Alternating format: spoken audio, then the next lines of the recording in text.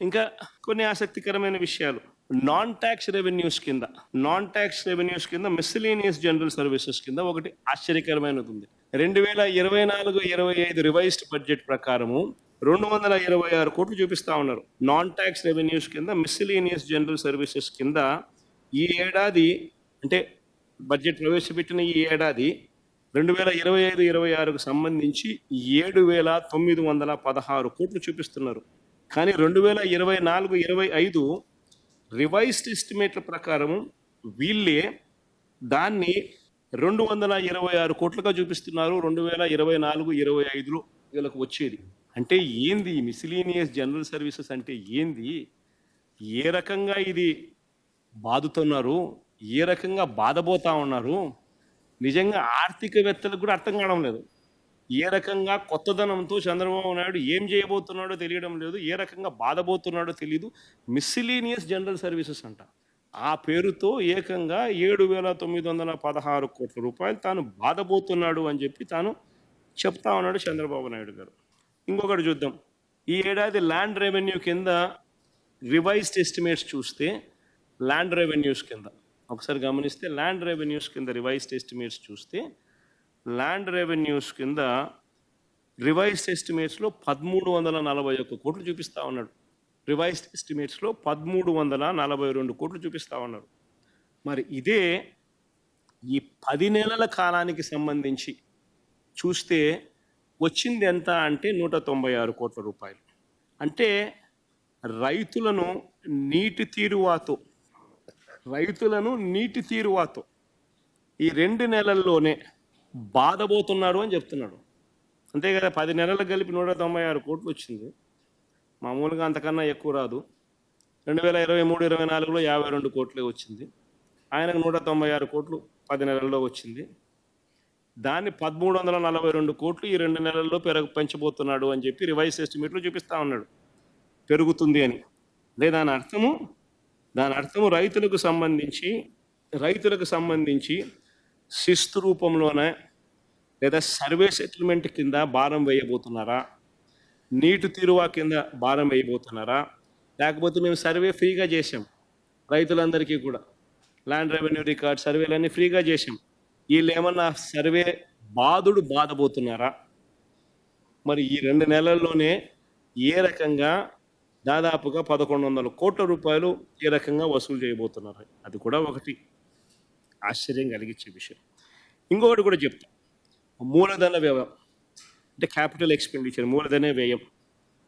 Capital expenditure చూస్తే 2024-25లో ఒకసారి capital expenditure అనేది ఒకసారి గమనిస్తే ఆశ్చర్యకరమైన విషయాలు కనిపిస్తాయి. ఒకసారి మీరు గమనించండి, 2023-24లో అంటే మా హయాంలో, వైఎస్ఆర్సీపీ హయాంలో ఫైనల్ ఇయర్లో క్యాపిటల్ ఎక్స్పెండిచర్ 23,330 కోట్ల రూపాయల కింద కనిపిస్తుంది. ఒకసారి ఈ 10 months పీరియడ్ కంపేర్ చేస్తే actual figures, CAG audited actual figures compare చేస్తే గమనిస్తే మీకు ఏమనిపిస్తుంది?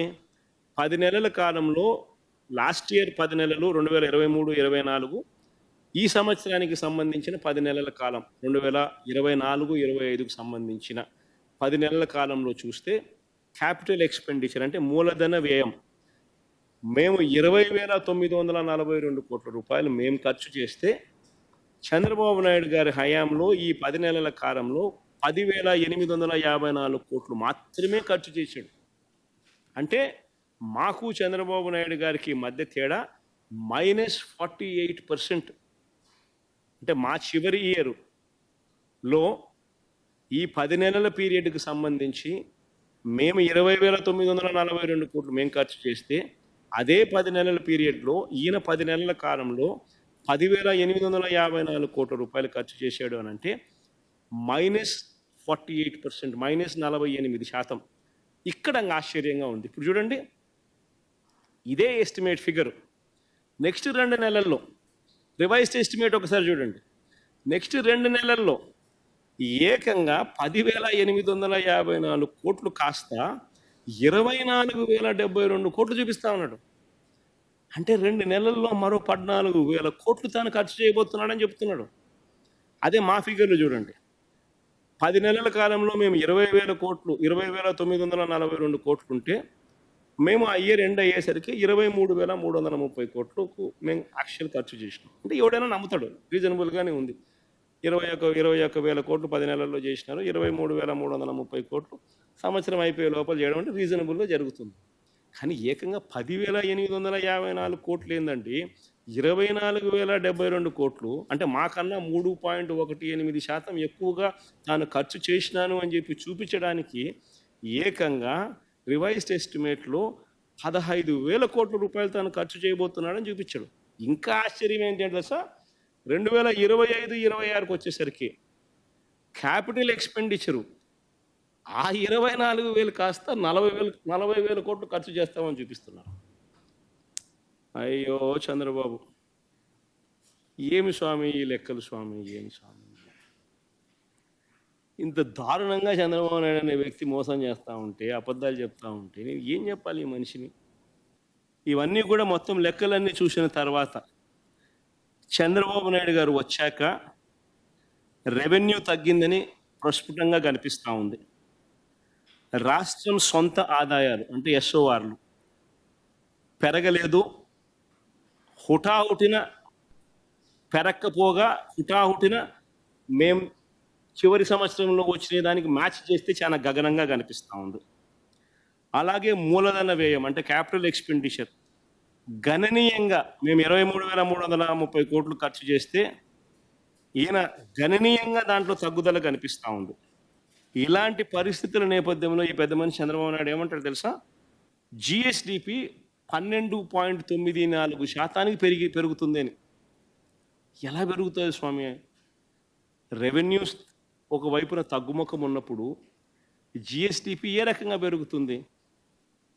ఎలా సాధ్యమవుతుంది? మూలధన వ్యయం ఎస్కలేట్ చేసి 2023-24 కన్నా 3.18% అధికంగా పెంచి చూపిస్తూ ఉన్నారు. స్టేట్స్ ఓన్ రెవెన్యూస్ ఎస్కలేట్ చేసి 2023-24 కన్నా 9.5% ఎక్కువగా పెంచి చూపిస్తూ ఉన్నారు. వీటి అన్నింటినీ పెంచి ఏకంగా జిఎస్డిపిని కూడా ఏకంగా పెంచి 12.94% నమోదవుతుంది అని చెప్పి అది కూడా తప్పుడు లెక్కలు చూపిస్తూ ఉన్నారు. ఈ నేపథ్యంలో 2025-26 అంటే ఇప్పుడు ప్రవేశపెట్టిన ఈ బడ్జెట్ 3,22,359 కోట్ల బడ్జెట్ కూడా ఎలా సాధ్యము? ఇది అంకెల గారడి కాదా? ఇవన్నీ కూడా మోసం కాదా? మళ్ళీ దీన్ని బాహుబలి బడ్జెట్ అనడం మీకు మాత్రమే చెల్లుతుంది.